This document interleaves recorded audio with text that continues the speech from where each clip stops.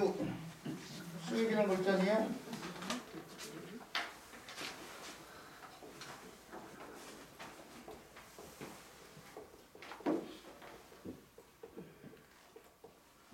가르칠 글자예요.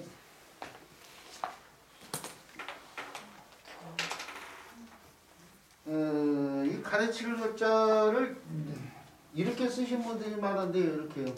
효도자로 해가지고 이렇게 이제 하도 이렇게 많이 쓰니까 틀린 것도 많이 쓰면은 속자가 되죠.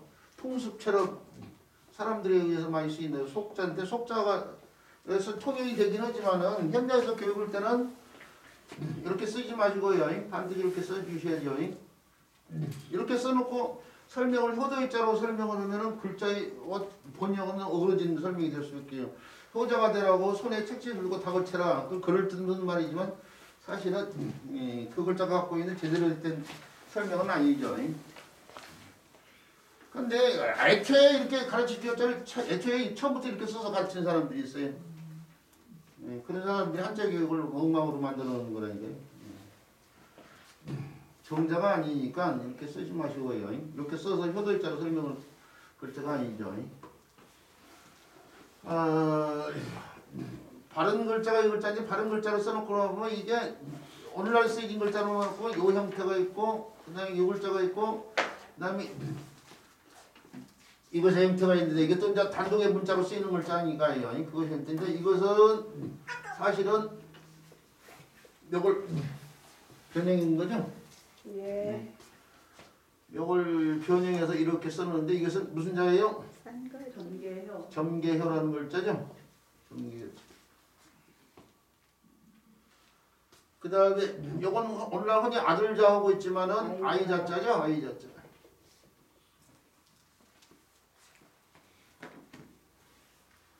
그 다음에 요건 오늘날 등글을문이라고 하고 있는데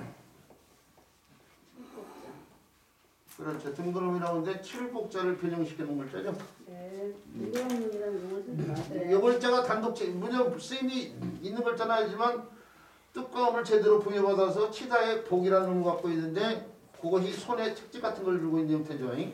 그래서 이루어진 글자인데 변형이 돼가지고 손이 풀어지면서 첫째, 둘째 이렇게 쓰고 이건 손이 풀어지면서 오늘 이렇게 쓰고 있는데 등글 그럴 문자처럼 요걸 그럴 문자처럼 보인다 또는 그럴 문자의 첫 번째 걸 등진 형태다고 해서 등자를 앞에다 붙이면서 등글을 하게 됐다 이게.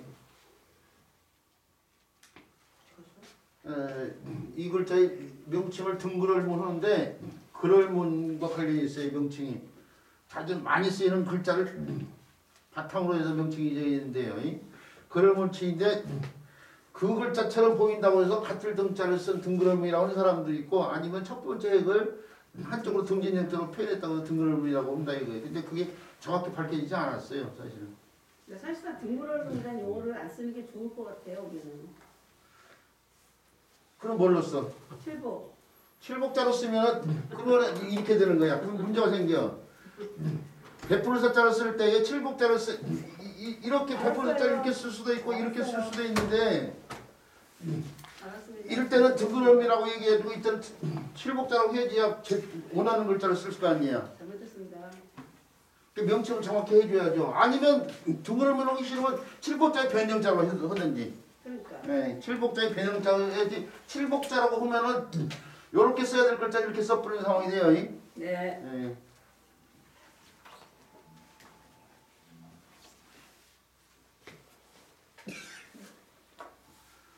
구분을 해서 명칭을 기억해 줘야 돼요. 명칭이 달리 그냥 붙여진 게 아니에요. 같이 불렀으면 본다고 특별하게 이렇게 나눠봤어요. 명칭을. 자, 그런데 이 점계효자는 이 점을 옛날 사람들이 점을 칠 때예요. 산가지라고 해가지고요. 산가지라고 해가지고 나뭇가지 같은 걸 뭐 가느다 이렇게 한다는데 또는 시초라는 토풀이 있어요. 토풀. 이게 이 시초가 한자로 이렇게 시초 시자를 이렇게 쓰는 것으로 알고 있는데 이게 토풀 시자예요.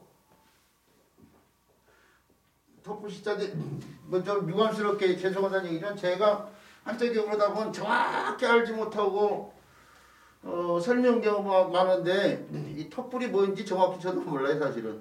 근데 어떻게 이제 안다는 건 뭐예요? 길거리 가다가 그 풀이 있으면 아 저건 톱불이고 이렇게 알아봐야 되는데 그러지 못한다. 톱불이 심어 있어서 저게 톱불인지 아닌지 모르는 상황이야 사실은. 예, 그런 상황에서 제가 수업을 한다 이거예요. 이게 하여튼. 근데 인정을 받지만은 어쨌든 간에 뭐 이것이 있으면은 뭐 이제 독풀이 주변에 안 나고요. 독풀이 주변에 안 나고 뭐 맹수들이 가까이 하지 않고 뭐 이런 의미가 있는 풀이래. 옛날 사람들이 그렇게 본 거야 하여튼간. 그래서 그 풀을 점을 칠 때요. 점을 칠 때 개를 보기 위해서요. 그 상가지 아니면 시초로 생겼는데 그 시초나 상가지가 엇걸리는 형태를 갖다가 피는 형태가 점개 협자예요. 이걸 가지고 점 칠 때 개를 받기 때문에 그래서 그 시초나 상가지가 엇걸린 모양을 중첩해서만 표현해서 이런 글자가 점개자라는 거 알아두시고 우리 이제 점개는 이제 음개, 양개 뭐 이렇게 나눠지는데 우리 태극기 같은 게 사개가 이렇게 있잖아요.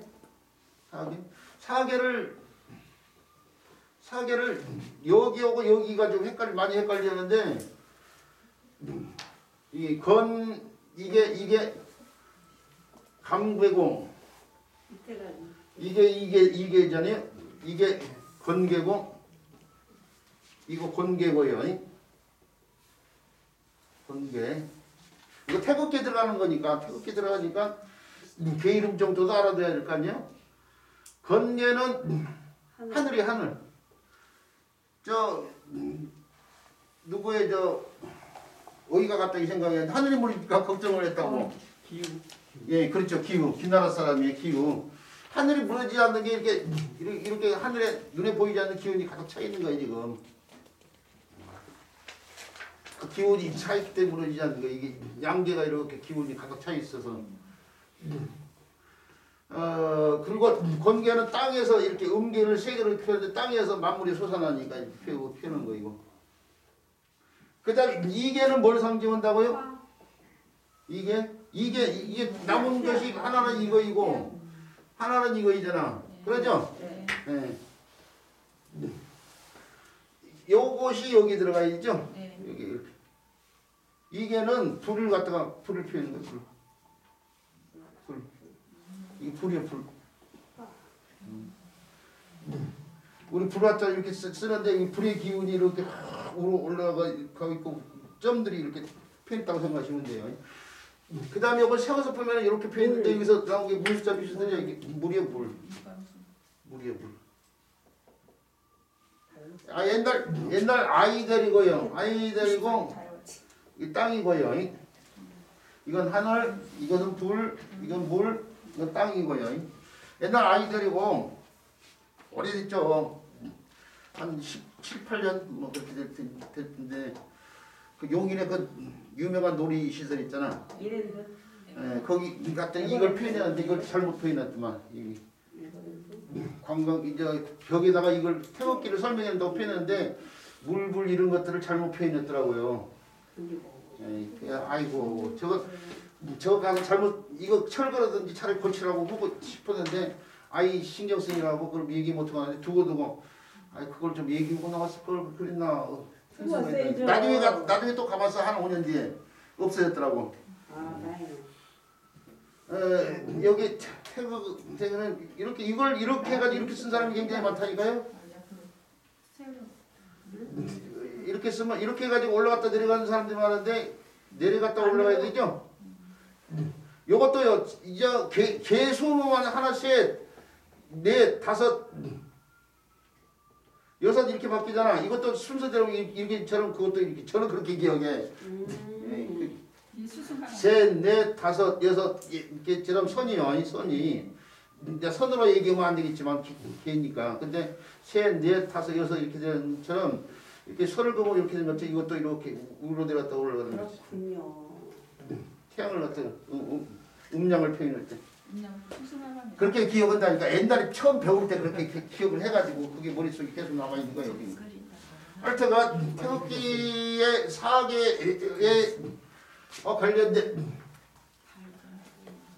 설명을 잠깐 해봤는데 뭐 상관없 좀 있을 것 같아서요. 근데 이 두 글자가 합쳐져서 이 글자가 단독적으로 싼쓰기가 그동안 설명을 안 하고 무시해 왔는데 이 두 글자가 합쳐지면 이렇게 되는 거 아니에요? 이렇게? 오케이? 이것도 사진을 찾아보면 있는 글자예요. 이게 뭐냐면 아이가 산 가지를 가지고 우리가 옛날 사람들이 선비대접을 받으면 유괴에 등한다고 유괴 오늘 앞에서 써 있지만 예 악기를 다룰 줄 안다고 해서 팔을 잘 쓰는데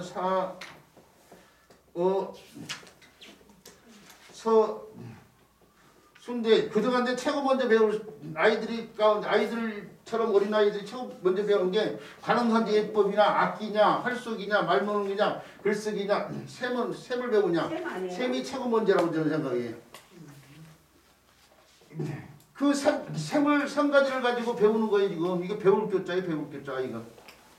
배울 글자예요? 예 사전에도 있는 글자예요 사실은. 배울 학자가 아니고 배울 교.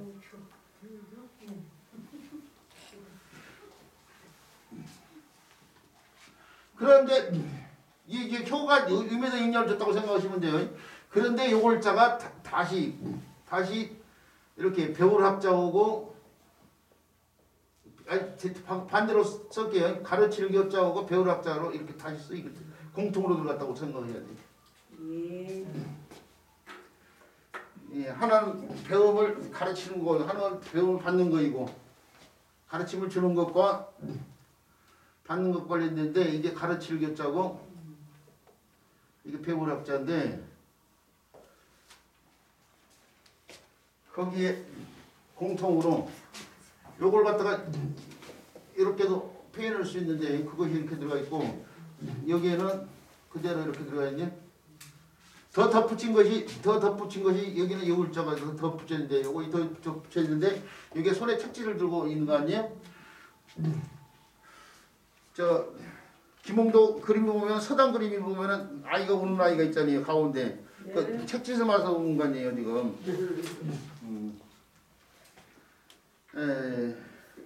바로 이게 아이를 가르치는 것 갖다가 교편이라고 하는데 교편을 잡는다 가르치는 일을 갖다가 지도편달 편자가 책지편 아니에요. 매질할 달자. 네. 매질할 달자 편달 또는 가르치는 일 자체를 갖다가 교편이라고 그래요. 교편. 매를 아끼면 영국 속담을 알고 있는데 매를 아끼면 아이를 망친다 그런 속담 있잖아요. 매질이라는 것이 마치 이 나무예요. 가지치기나 마찬가지예요. 과일나무 같은 걸 가지치기를 하면 어떻게 해야 돼요? 열매가 튼실하게 안 열려요. 가지치기를 해줘야만이 열매가 튼실한 걸 맺힌단 말이에요. 그런 것처럼 아이들 교육에 매질이라는 게 적절한 매질이라는 것이 잘못된 걸 가지치기 하듯이 흘 때 사용하는 게 매 아니에요? 편달이. 근데 요즘 아이들 못 때리게 해놓으니까 아이들이 하여튼간 문제가 많이 되고 있잖아요. 그거에 대해서 언급해서 말을 하고 지금 끝도 끝도 없는 상황인데 하여튼 문제가 돼 있어요 지금. 아이들을 편달을 못하게 하는 상황이 돼가지고 뭐 학생이 있고 어쩌고 저쩌고 하면서 수업 시간에 해체를 해도 뭐라고 할 수가 없는 상황인데 당신이 뭔데 나를 갖다가 우리 부모도 함부로 하지 않는 나를 당신 뭐냐고 보면서 그렇게 동영상 찍어가지고 거기서 그래 얘기를 하고 또 얘기를 잘못 또 아유, 어쨌든 간에 이 가르칠 교자의 편달이 적절히 행해진 걸 알 수 있다는 걸 우리가 글자를 통해서 알 수 있고요. 그다음에 배울학자는 이게 깍지끼를 꼭 또는 깍지끼를 걸어간 글자 이게 두 손이잖아요. 두 손. 두 손인데 이게 두 손이 다른 것이 아니고 한 가지를 가지고 셈을 배우는 두 손 아니에요? 그 다음에 옛날 글자를 보면 덧불목자였지만 옛날 보면 집이에요. 집. 집의 형상이 집. 집에서 아이가 두 손으로 셈 같은 걸 배우고 있다고 했는데 이걸 지붕을 엮는 걸 갖다가 표현했다고 했는데 아이가 어떻게 지붕으로 올라가지고 지붕을 엮고 있냐고요. 아이가 엮어봤는데 무슨 힘이 있어서. 근데 그렇게 설명한 사람들이 많아. 또 어처구니가 없죠. 그 하는 말도 가만히 들여다보면 어처구니 없는 설명이란 거 금방 드러나는데 그걸 그대로 믿고 따른다니까요. 조용히 나오려면 그래요. 그렇게 어처구니 없이 파자식으로 설명하면 조용히 나오는 게 좋죠. 시간 낭비니까. 자, 그런데 요 글자가 잘 쓰이는 글자는 아니지만은 이렇게 쓰이는 글자예요. 다시 요 글자 등글을문을 이 원래 글자가 이 글자 아니야? 그 글자를 여기다 붙였죠. 내년 이 글자가 붙인 거나 이 글자를 붙인 건데 이것도 책지칠이 가해지는 거예요 지금. 가르치고 그렇죠. 이건 가르칠 효자예요. 가르칠. 이것도 책지칠을 위해서 가르치는데 이번에는 음이 효로예요. 효. 우리가 가르치는 일과 배우는 일에 서로 도움이 된다는 걸 교학성장 그렇게 얘기했는데 원래는 효학성장이에요. 효학성장.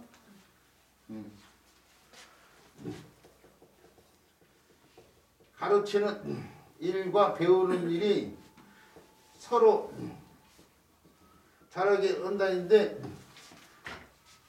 그걸 갖다가 오늘 나는 이걸 교로 바꿔서 교학성장이라고 더 많이 얘기하고 있는데 효학성장이에요. 그때 쓰는 거죠. 그렇죠.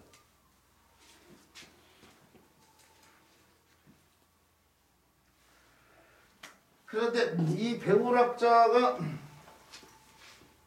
이게 지금 앉은 곳 두고 있으라고 했더니 쉬워야겠네. 가르치는 학자가 그런데 아니 저 배울학자가 그런데 요 글자에 이렇게 쓰이는 글자에서 이게 아들 자체를 생략 대신에 이 글자에서도 몇 번에 이렇게 이 글자하고 볼견자하고 합쳐진 글자인데 글자가 공간이 부족하니 아들 자를 생략했다고 생각하시면 돼요. 사실은 그리고 볼견자가 사람의 눈이 강조되는데 이 사람이 이 아이라고 생각하시면 돼요. 또 이거 아들로 표현했지만 이것도 사람이잖아. 이것도 이 사람이잖아. 어린아이일 수도 있고 어린일 수도 있는 거 아니야? 굳이 어린이라고 얘기할 수는 없잖아요. 자, 어쨌든 간에 볼견자가 달라붙었는데 학이 여기서 각으로 바뀌었어요. 배울학자가 일부가 생겼더니 학이 각이 되면서 학이 각이 됐어요. 후모하고 아음이 서로 변살되니까. 네. 그래서 보고 깨달은다고 해서 깨달을 것 같죠. 보고 깨달은다고 깨달을 것 같죠. 자, 그런데 요 깨달을 갖다가 그러니까 지금 다 지금 유기적인 연결을 지금 연결된 거 보면 유기적인 연결이죠. 이 깨달을 갖다는 다시 손이 달라붙어 이렇게. 그럼 손으로 어지럽힌다 이거예요. 손 숫자가 바뀐 글자 아니야 이거예요. 손으로 어지럽히는 거 막 해집어가지고 어지럽힌다고 했는데 음이 뭘로 바뀌어요? 아니 음이 각이 뭘로 바뀌어요? 교로 바뀌어요. 교. 그러니까 이 글자에서 보듯이 이 글자가 교우가 학으로 쓰였지만 서로 유기적인 관계를 맺고 있는데 음이 서로 밀접한 관련이 있다는 게 드러나요. 요 교자하고 요 교자하고 지금 같잖아요. 지금 요 글자하고 연결되어 있는 배울학자하고 연결된 글자가 교까지 오는데 그 학자하고 교자가 밀접한 관련이 있다는 것이 이 글자도 교잖아요 지금. 이게 음이 서로 차이가 났다 보니 배울학자가 배울 글자는 음이 서로 밀접한 관련이 있었던 글자였던 거야. 네, 그렇죠.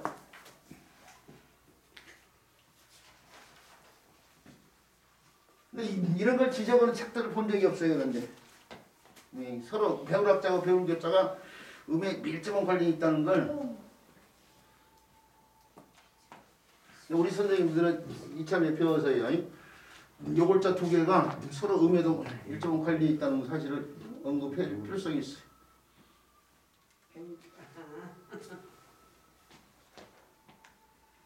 자, 이렇게 해서요. 이렇게 해서 가르칠 글자에 대한 설명을 마치도록 하고요.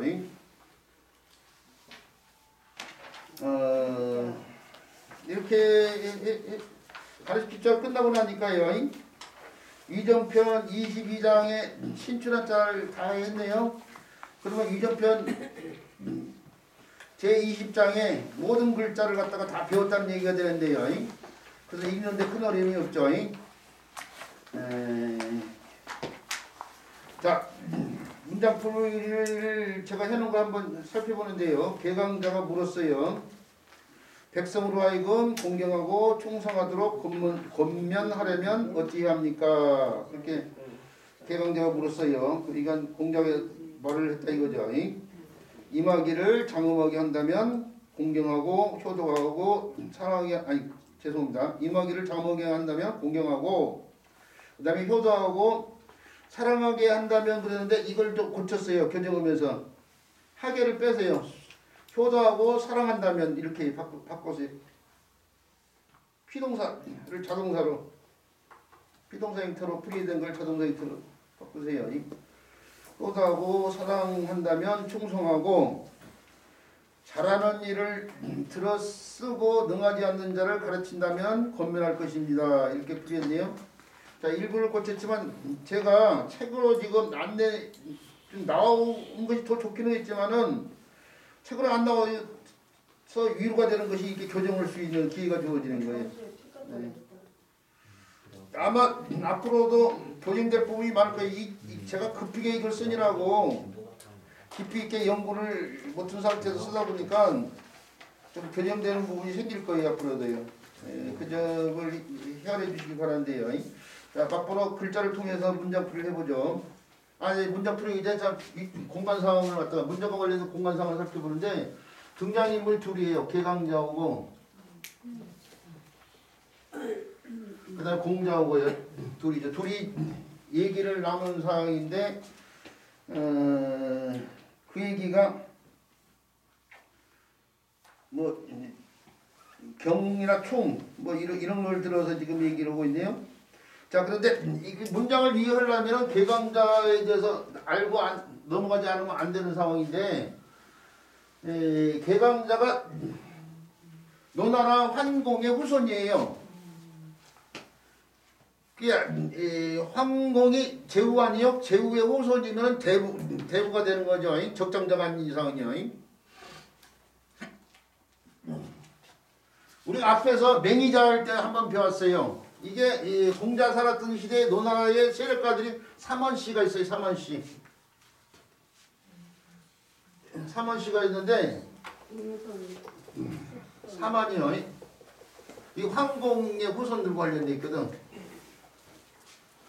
이 황공이 아들을 갖다가 몇 명을 뒀냐면 4명을 뒀죠. 이 4명을 뒀는데 그 가운데 황공의 지위를 그대로 이어받은 사람이 공의 지위를 그대로 분업한 사람이 장공이에요. 장공. 둘째. 장공이 그대로. 근데 왜 장공이 둘째가요? 첫째가 아니고 첫째, 둘째, 셋째, 넷째냐? 왜 둘째가 물려받았냐? 이거 제가 맹의자 설명할 때 설명했어요. 이유가 뭐였어요? 적장자. 그렇죠. 이쪽이 적장자였어요. 이게 서장자고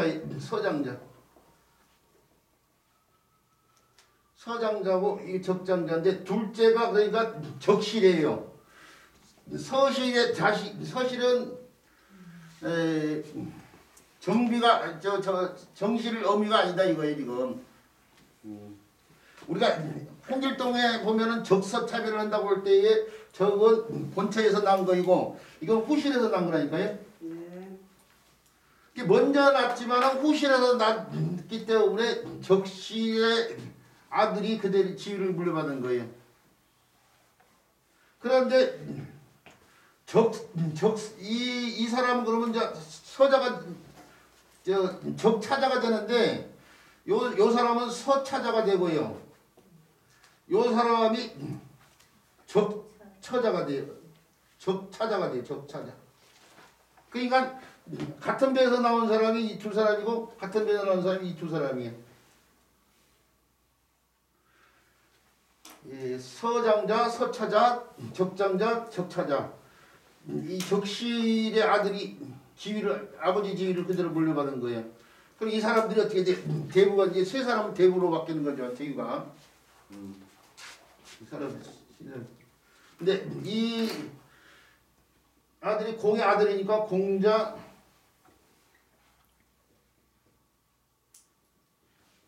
이거 사람 이름을 했을 때 아비부 살 때는 보로 읽어요. 보. 고공담보 그런 것처럼 명제에 나오죠.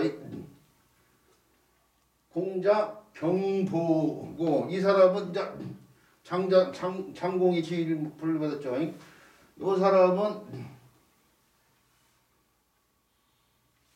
공자 아라는 이름을 썼고요. 이 사람은 공자로서 우라는 이름을 썼는데 서예로 따지면 이게 맹, 중, 수, 나이 태어난 수 따지면 이렇게 되는 거예요. 이렇게.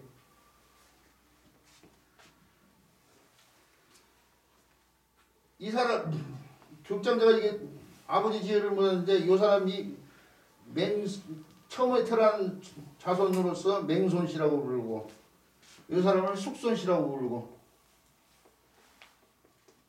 이 사람을 개손씨라고 불러요. 이렇게.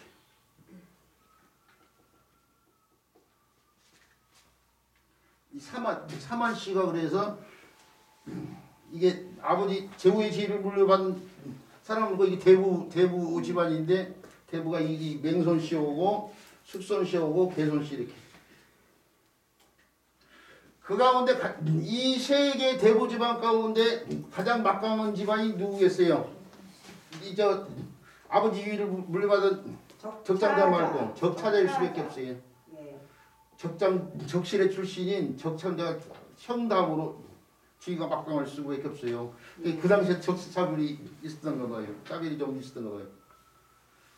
이 개손씨 집안이 가장 막강했어요. 이 개손씨 집안의 이 공자우가 개손씨 집안의 공자우가요. 개성자예요. 개성자. 이제 집안 명칭이고 거기에 종주가 되는 사람 이름이에요. 종주. 집안의 최고 위가 되는 집안의 마지가 되는 최고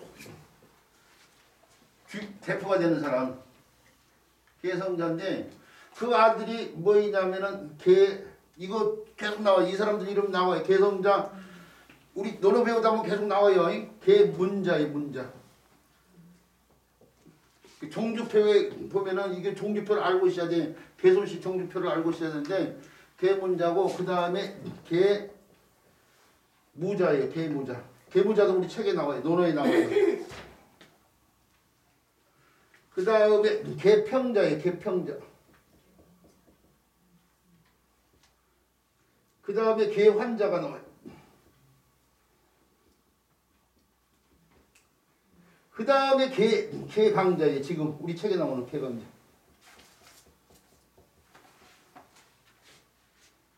여기 개강자가 개손씨 집안에서요. 이 사람 죽고 나면 그 뒤 지위로 이 사람이 있고 이 사람이 있고 이 사람이 있고 이 사람이 있고 이 사람이 있는 식으로 해서 쭉 이어진다니까 이렇게. 제가 이 사람의 재위기간을 조사를 해봤어요. 찾아봤더니 종조로서 재위기간이요.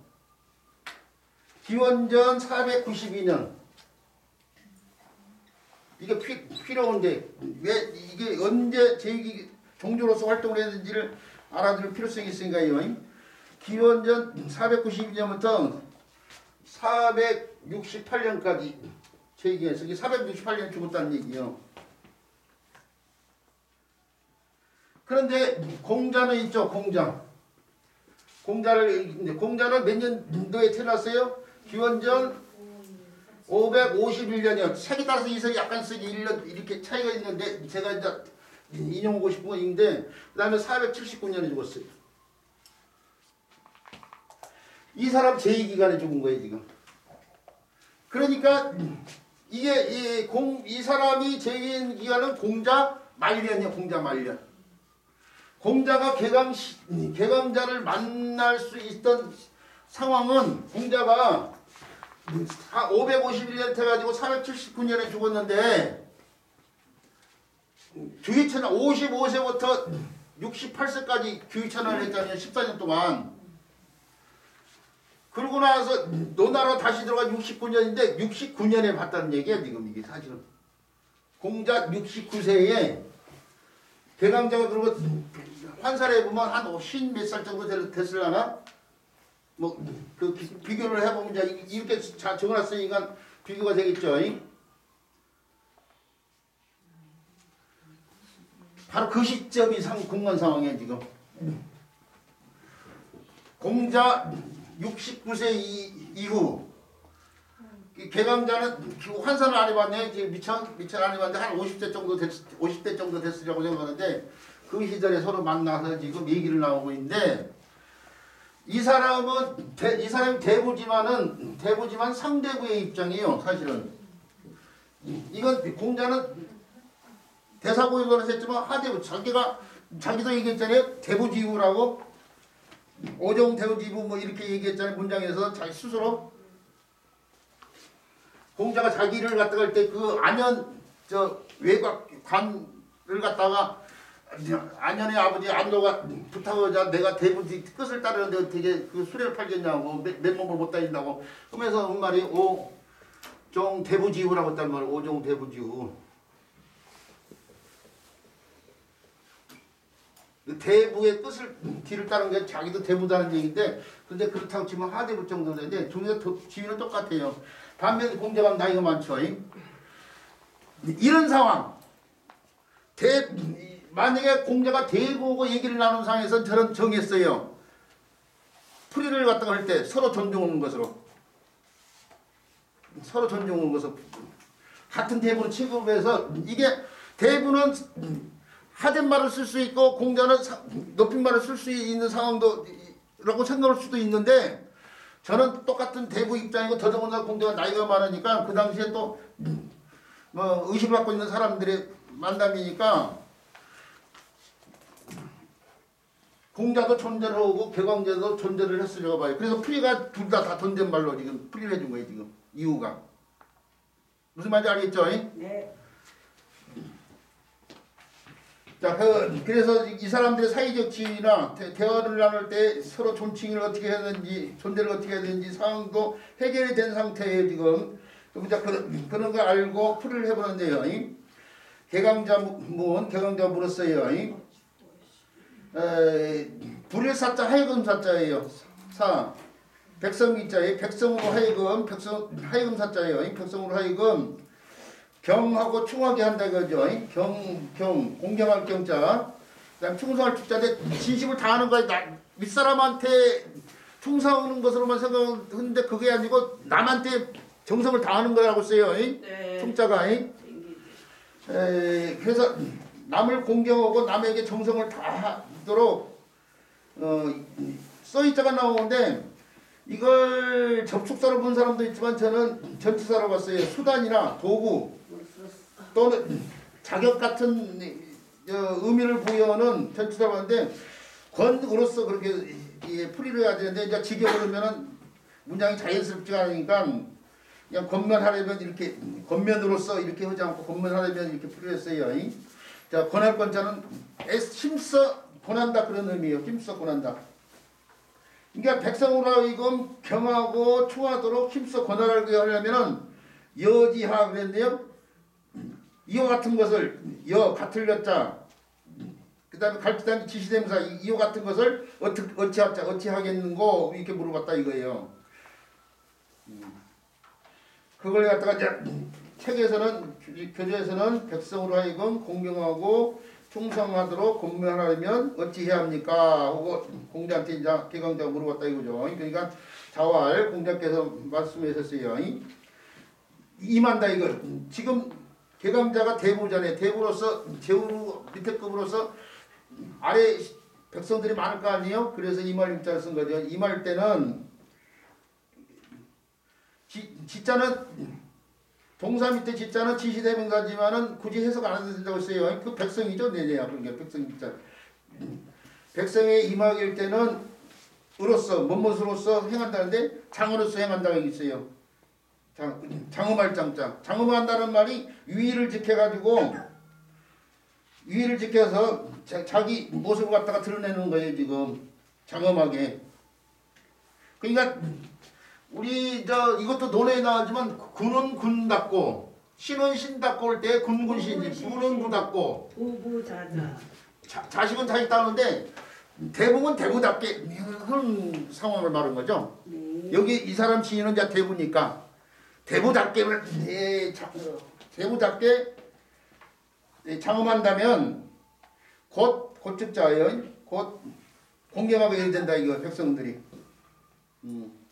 근데 위에서 공경하고 충성하게 하려면 어떻게 해야 되는지 물어본 거 아니에요? 그러면은 충에 대해서도 했는데 충은 어떻게 되냐면 위로 효도라는 게 아랫사람 윗사람한테 하는 거야 이제. 위로 효도를 하고 아래로 사랑한다면 당신이 대부인 당신 입장에서 윗사람한테 효하고 아랫사람한테 사랑을 한다면 또 어떻게 돼? 백성들이 충하게 된다 이거예요. 정성을 다한다 이거죠. 그걸 보고 그리고 또 덧붙였네요. 선인데 선을 들어서 그리고 능하지 않는 것을 가르친다 이거예요. 잘하는 선이라는 것이 이제 착할 선자가 되지만 잘하는 뜻도 있는데요. 또는 잘하는 사람을 뜻하기도 해요. 좋은 인재를 들어가지고 선한 인재요. 선한 인재를 들어서 청거한다 이거죠. 청거해서 능하지 않는 부분에다 갖다 이게 능하지 않은 것을 갖다 가르친다요. 참 가르치겠자니까요. 능하지 않은 걸 가르치면 곧 권면하게 될 것이다. 이렇게 풀이가 되네요. 자, 위정편 제20장에 해당되는 제 풀이는요. 이 정도로만 하고요. 그 다음에 위정편 제21장의 신춘한자를 살펴보는데 그 한자는 혹시업자인데요. 혹시업자가 오늘 마지막 글자가 되겠네요. 네. 자, 혹시업자는 사실은 근데 앞에서도 잠깐 언급이 되었던 글자예요. 네. 이 본래 뜻이 사실은 혹시가 아니었죠. 그러면 본래 뜻이 뭐인지를 지요. 살펴보려면은 글자를 갖다가 분석을 해봐야 되는데 창과자 오고요. 그 다음에 이 글자가 아니고 그것의 형태죠.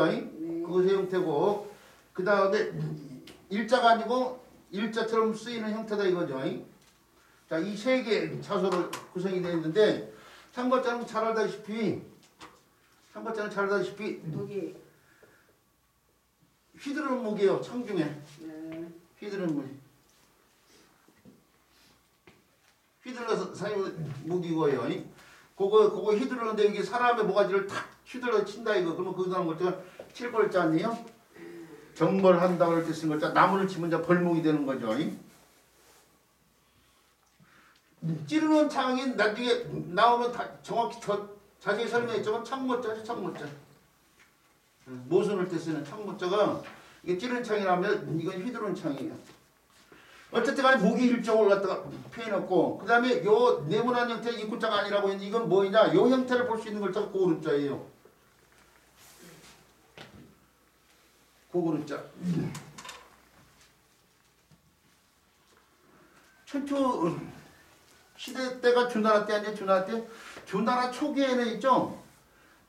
그러니까 하늘 아래요. 천하죠. 하늘 아래 세상을 다루는 사람이 천자예요. 천자가 다스리는 땅이 있는데 그 땅을 갖다 다 다스리지 못해요. 넓으니까. 그러니까 어떻게 돼요? 분봉. 일부 지역만 자기가 다니고 나머지는 왕족들이라든지 또는 공이 있는 신하들한테 나눠줬잖아요. 분봉을 했잖아요. 네. 분권제도가 이거 실시된 거죠. 네. 그렇게 나눠진 땅이 주나 초기에는 140개가 있었어요. 140개 제후가 있는 거예요. 지금. 천자가 분봉을 하고 거기에 있는 사람들이 제후들이라는 거예요.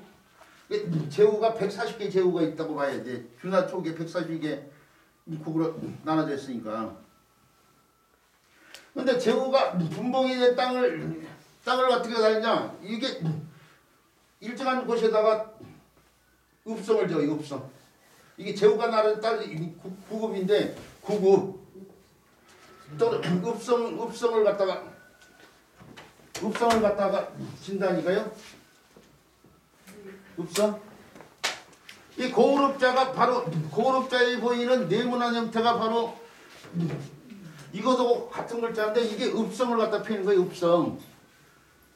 읍성이 있으면은 읍성 안에는 벼슬아치들이라든지 또는 일부 높은 사람들, 지위가 높은 사람들고 일반 백성들은 어떻게 돼요? 그 주변에 사는 거예요. 주변에. 이게 읍성 안에 사는 사람들이 국인이야. 국인. 우리 노래에도 한번 나올 거예요. 국인이고 이 주변에 사는 사람들은 야인이야. 야인. 들판에. 예. 들판. 이게 읍성 주변은 들로 봐요. 들로. 그래서 야인이라고 야인. 그러다가 전쟁이 나면 뭐예요? 야인도 어떻게 돼요? 읍성 안으로 들어가가지고 여기서 지키는 거예요. 철옹성 같은 거 하는 거예요. 철옹성. 성을 진 이유가 뭐예요? 외적을 방비했다는 거 아니에요? 외부의 적을요. 그 읍성인데 요 읍성을 짓는데 이 제후가 죽어 있는 곳이 읍성인데 여기가 바로 성으로 들어있으니까 우리가 알고 있는 성곽각자예요. 성곽각자가 원래 애초에는 옛날에 이렇게 표현됐어요. 이렇게요.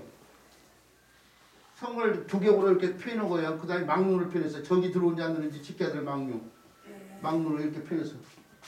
이게 성곽각자의 가까운 형태예요. 그러다가 좀 더 간략화돼서 이런 식으로 표현해요. 이런 식으로.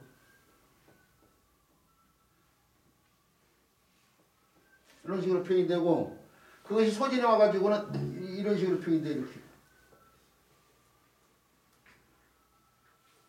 이렇게. 여기서 와변이 일어나. 예. 그걸 간략화시키는데 요 글자가 아들 자체처럼 이렇게 밖에 이렇게. 예. 여기에 보면 이렇게 표현된 형태가 소진해 와가지고 이렇게 표현이 되는데 이게 아들 자체처럼 이렇게 표현됐어요. 아들 자체가 이제 그래서 어떻게 돼요? 요 글자에서 있죠. 글자가 복잡하죠 지금 위에서 아래로. 단계대 형태 유지라면 좀 변화가 일어났는데 이 읍성이요. 가운데 들어가는 게 읍성이잖아요. 읍성을 바깥으로 빼고 나면 남은 글자가 이거 있죠. 위에 글자는 이렇게 쓰고 아래 글자는 아들 자자로 와변이 돼버려요. 자, 그 다음에 이건 읍성이잖아요. 읍성인데 읍성의 고급자가 옛날에 이렇게 주변에 사는 사람이 이렇게 표현했는데 그걸 이렇게 가지고 이렇게도 표현했잖아요. 이렇게요. 예. 으부른 사람을 이렇게 으부른 사람을 이렇게도 표현했는데 여기서 정해된 글자는 이 글자죠. 여기서 정해된 글자는 무슨 자예요? 이 글자잖아요. 그렇죠? 으부방 같은 글자예요. 지금 같은 글자. 그러니까 이 읍성이 오른쪽으로 빠져나왔어 지금. 요것과 요것만 지금 위아래 것만 써서 이렇게 됐잖아요. 그러면 요것이 없어졌잖아. 그거 오른쪽으로 갔다 이거 오른쪽으로 갔는데 고릅자가 아니라 고릅자가 오른쪽에 쓰면 이렇게 쓰잖아. 이게 성곽각자 아니야 지금 성곽각자. 그러니까 이 성곽이 지금 읍성 관련된 성곽이라는 거예요 지금. 자 그런데 여기 제후가 보는데 이 제후의 영향한 게 읍성 안에만 있는 게 아니라 주변에까지 다 미치다니에요. 그러죠? 주변에까지 다 미치잖아. 이게 뭐예요? 나라가 되는 거예요. 나라. 원래 그러니까 그 글자 이 글자가 창으로 지켜야 돼. 읍성을. 그리고 경계지은 지역이야. 이게 옛날 보물자를 보면 창이 이렇게 있는데 이렇게 가지고 이렇게 사방에 이 경계를 갖다 이게 사방의 경계가 하나만 남아 있는 게 지금 우리 책에 보면은 사방의 경계가 위아래 두 개만 있는 자연이 들어갔네. 사방에 이렇게 경계가 이렇게 표현이 되게 돼요. 이 경계지는 거예요 지금. 그리고 이것이 뭐냐 읍성인데 조선시대 때 읍성까지 가장 큰 읍성이 뭐예요? 도읍성, 도읍지, 500년 도읍지가 뭐예요? 한양이냐 한양.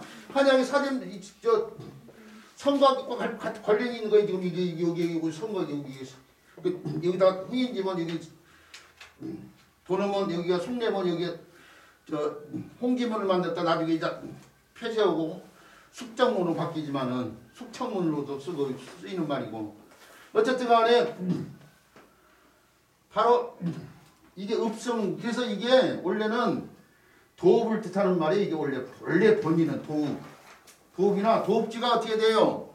임금이 머무는 곳이 서울이 되죠. 그래서 서울을 뜻하는 글자에 본래가 그런데 도읍이 다스리고 서울을 다스리는 제후가 나라를 다스리잖아요. 그러니까 나라라는 뜻이 있고 나라가 일정한 지경이 있으니까 지경 그런 뜻이 있는데 나라를 뜻하는 글자는 후대로 오면서 다시 에워싼 형태를 하나 더 붙여가지고 이게 혹시라는 뜻으로 나라나 원래는 도읍, 서울 이런 뜻인데 그 제후에 영향이 미치는 나라를 뜻하게 되면서 이게 나라를 뜻하거나 또 지경이라는 뜻이 이루어지는데 혹시라는 뜻으로 쓰니까 나라를 뜻하는 글자는 에울리자를 한 번 더 붙여서 오늘날 이렇게 쓰고 지경은 훅도자를 붙여서 오늘날 이렇게 쓰고 있는 거니까요.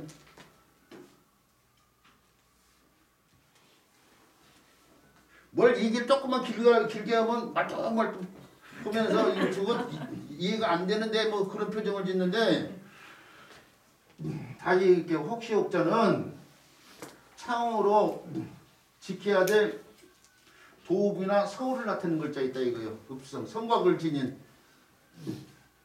이거 경계 이게 읍성의 경계를 표현할 거예요.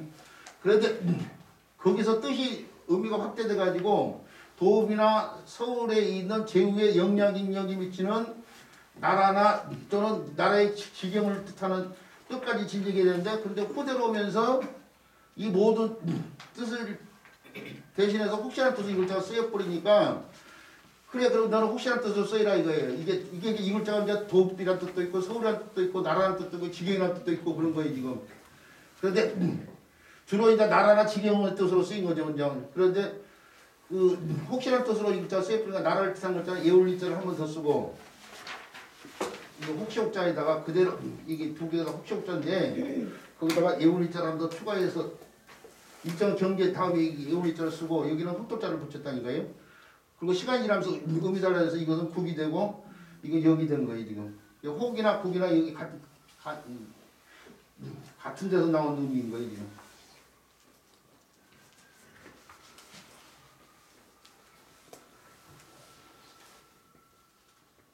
자 그리고 혹시옥자는 다시 마음 시자가 붙은 글자에서도 음역하는데 혹은 그대로 음역하면서 마음이 중심을 못 잡고요. 외부에 흔들리는 마음이죠.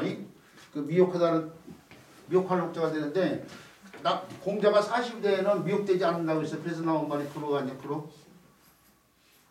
불호이라는 말이 혹자가 미혹할 혹자인데 이런 글자에서 다시 음역할 흙이 도는 글자가 혹시 혹자예요.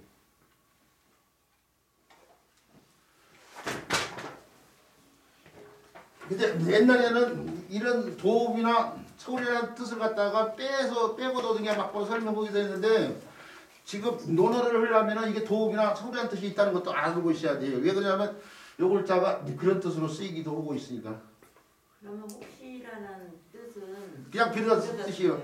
예, 옛날에는 혹시란 말도 의미 요 글자하고 요 글자 갖고 있는 음과 통하는 의미였는데 글자를 만들기 힘드니까 요 글자 같은 의미인 이 글자를 들여다 썼다고 생각하면 가차했다고. 가차를 해서 자기 뜻과는 상관없이 혹시 글자가 되니까 자기는 그 뜻을 좀 더 분명히 해서 에울리자를 갖다가 붙였어. 에울리자가 달라붙으면은 사람 자도 에울리자는 사람을 에워싼 거인데 가두는 거 아니야? 가두는 숫자? 나무를 갖다가 에워싸면은 나무가 바람도 못 맞고 나무를 갖다가 잘 키우는 방법이 그거예요. 집안에서 이게 아파트 공간이라고 생각하면 돼요. 아파트 공간에 나무를 키우면 나무가 잘 죽잖아요. 안 죽게 하려면 어떻게 해야 돼? 한쪽을 틀어서 자연풍을 맞게 오고 햇빛을 들여야지 나무가 안 죽는다고. 이게 그냥 두기만 하면 나무가 고내서 어떻게 돼요? 죽어버리지 시들어서. 권할 권자. 중국에 가면은 우리나라의 경복궁처럼 중국의 유명한 북경에 성이 하나 있어요. 성나라시 사람 황제가 머물렀던 자금성이잖아요. 자금성. 자금성에 가본 사람들이 저는 안 가봤지만 가본 사람들이 자금성에 나무가 없다 이거예요. 성 예호산 형태 안에 나무를 집어넣으면 고날 곤자잖아요. 고난 상황이 된다 이 황제가. 나무가 없어요. 여름에 간 사람들은 그 나무 그래가지고 좀 쉬고 싶은데 더워가지고 쉬는데 나무가 안 보이는 거야. 그 이유가 그거예요. 나무에 자객이 숨어든다고 해서 나무를 또 안 심지 않기도 하고 황제를 해야 하는 자객이 숨어들까 봐서 또 글자로서 또 고난 상황이 되기도 하고 그래서 우리가 명령할 명자나 다섯 어자가 음역한데 령, 이거 오가 어로 바뀌면서 에우산 형태예요. 그러면 옥령자 오거자가 되잖아. 에우산 거예요 지금. 오, 영어의 몸이 됐다. 고구마 대서 이응자인데 에우산 거예요. 에우산 거 다. 그게 에울 자가 여기도 들어가 있는 거 여기도. 다만 둥그런자라든지 둥글담자예요. 이 오른 인전자인데 요울자는 에우산 것이 아닌 동그란 형태를 갖다가 네모나게 펴는 거예요. 동그란 것을 갖다가. 크게 둥글다게 하는 것이 대단원이잖아요. 그렇죠? 우리나라 저 88 올림 때 그 총 책임자가 이현영 박사였어요. 이현영 박사가 한자를 그 양반과 한자 설명한 분이가 막 팔자식으로 해놨던데 그래서 글자를 알고 있으니까 대단한 막을 낼 때 크게 둥그렇게 하는 거야 지금. 대단한 막을. 그래서 페이시 때 손에 손을 잡고 강강소를 펼쳤잖아. 대단원이야 그게. 한자를 대단원을 그대로 형성화시킨 거야 지금. 대단원 막을 내린 거야 그렇게 해서. 한자를 알고 있기 때문에 그걸 그대로 원용한 거라고요. 그 장면을. 저는 그렇게 봐요. 그 양반 얘기, 직접적인 얘기를 못 들어봤지만. 얼트가, 혹시 옥자예요. 여기 구국과 관련돼 있어요. 읍성, 도읍과 관련돼 있다는 사실 알아두시야 돼요. 자, 오늘 수업은 여기까지 하도록 해야겠는데, 자, 수업을 들어서 고맙습니다. 수고하셨습니다.